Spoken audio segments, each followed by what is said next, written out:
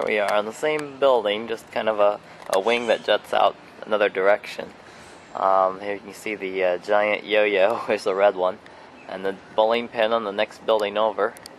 And you can actually hear them doing some construction over there.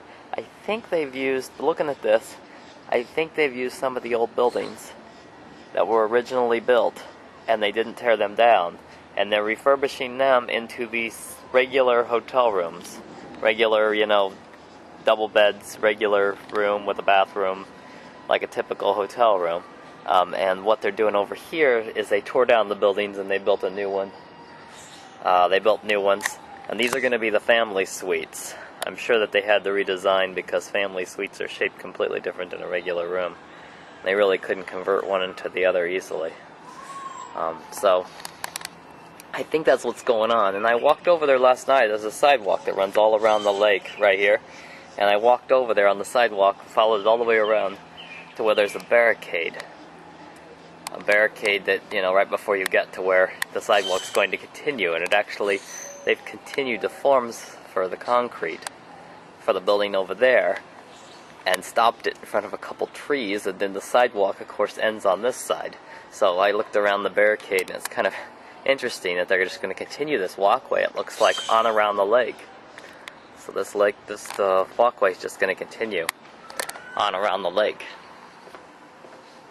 Which is really neat, because along the way, I'll show you here, I forgot about this. Along the way, they've got these signs. And you can see here, they've got one for each year. And on the opposite side of the sign, it'd be like 1960. So you've got 1961, Chubby Checker, and the Twist, and the Twist set off a dance craze, and mini skirts are popular or something, or being as haute couture, sold in fancy New York stores. But anyway, they have neat things like that. Some of them more interesting than others than that. All around as you walk on the path. It's really neat. And then there's a bowling pin swimming pool, which you cannot see from here. It's actually on the other side of this building here. There's a bowling pin swimming pool, and on the other end, in the newer 80s and 90s section, there is a swimming pool that's a computer, and they got big computer keys painted on the ground.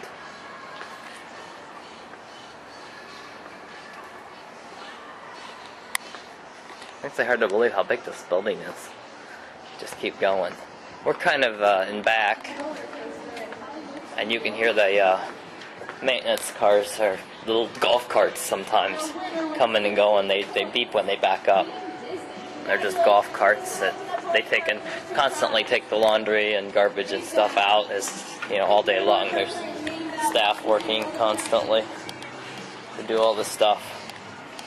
So they got like a little area they circle around. This is just the maintenance area back here.